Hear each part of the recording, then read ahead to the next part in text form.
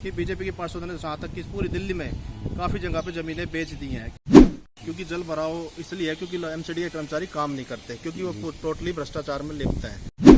भूख सबको लगती है, घर सबका चलना चाहिए। तो मेरा मानना ये है कि सबसे पहली प्राथमिकता ये है कि जितने भी कर्मचारी हैं इन सबको समय पे इनको सैलरी दी जाए। कई राज्यों में चुनाव प्रचार खत्म होने के बाद अब राजनीतिक दलों की निगाहें दिल्ली नगर निगम चुनाव पर हैं, या यूं कहें कि दिल्ली में नगर निगम चुनाव की सरगर्मियां वो तेज हो गई हैं। नमस्कार, मैं हूं रामा खत्री, आप देख रहे हैं एक्शन इंडिया का खास कार्यक्रम दिल्ली का मूड। और आज हमसे चुनावी चर्चा के लिए वो खास मेहमान है जो युवाओं में काफी लोकप्रिय हैं। हमारे साथ कमल खत्री हैं जो आम आदमी पार्टी के युवा नेता हैं। हम उनसे बात करते हैं। कमल जी, स्वागत है आपका। बहुत बहुत धन्यवाद रामा भाई, और एक्शन इंडिया सभी दर्शकों को नमस्कार।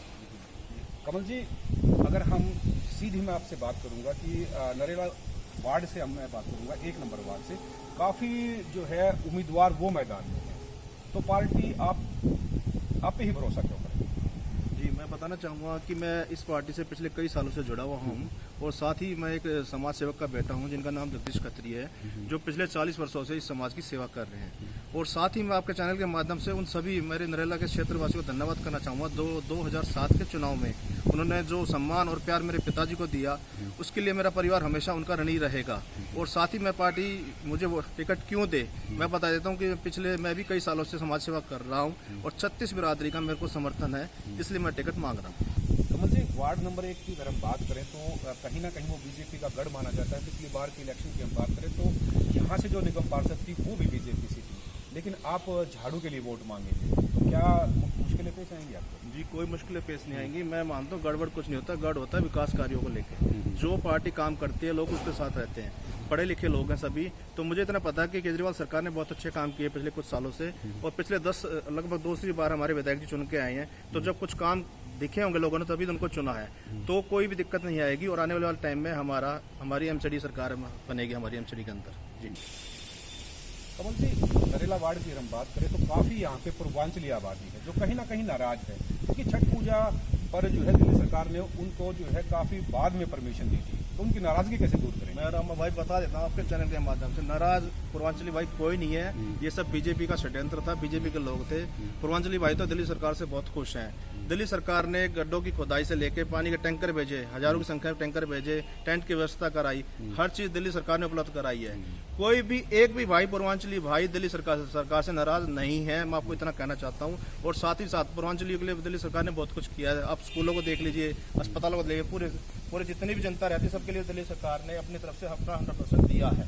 कमल जी, एमसीडी की अगर हम बात करें तो भ्रष्टाचार एक बड़ा मुद्दा है, आपके क्या कहना है? जी बिल्कुल, बहुत बढ़िया क्वेश्चन किया आपने रामा भाई। इसमें मैं टोटली आपकी बात से सहमत हूँ कि भ्रष्टाचार वाकई में एमसीडी में बहुत बड़ा मुद्दा है, क्योंकि एमसीडी के पार्षदों ने एमसीडी की सारी प्रॉपर्टी को बेच दिया है, क्योंकि उनको पता है वो लोग जा रहे हैं और इस बार झाड़ू की सरकार आ रही है। और साथ ही साथ मैं बताना चाहूँगा कि जो बेचारे जो हमारे कच्चे लगे हुए हैं एमसीडी में, जो भी एम्प्लॉय हैं, वो उनको अपनी तनख्वाह के लिए धरने प्रदर्शन करने पड़ रहे हैं। तो इसके लिए मैं बताना चाहूँगा टोटली इसमें बीजेपी टोटली इसमें लिप्त है। और आने वाले समय में मैं इतना कहना चाहूँगा, जब हमारी सरकार आ जाएगी तो इसमें भ्रष्टाचार बिल्कुल खत्म कर दिया जाएगा। और यहाँ तक कि मैं बताना चाहता हूँ साथ ही साथ कि बीजेपी के पार्षदों ने जहाँ तक कि पूरी दिल्ली में काफ़ी जगह पे ज़मीनें बेच दी हैं, क्योंकि उनको एमसीडी की ज़मीनें बेच दी। उनको पता है कि आगे हमें आना नहीं है, तो इसलिए सोच रहे हैं कि भागते छोड़ की लंगोटी बनी। ये ठीक है। कमल जी, आपकी प्राथमिकताएं क्या रहेंगी? सबसे पहली प्राथमिकता मेरी रहेगी कि जितने भी हमारे कर्मचारी हैं इनकी समय पर सैलरी आए। भूख सबको लगती है, घर सबका चलना चाहिए। तो मेरा मानना ये है कि सबसे पहली प्राथमिकता यह है कि जितने भी कर्मचारी हैं इन सबको समय पे इनको सैलरी दी जाए, ठीक है।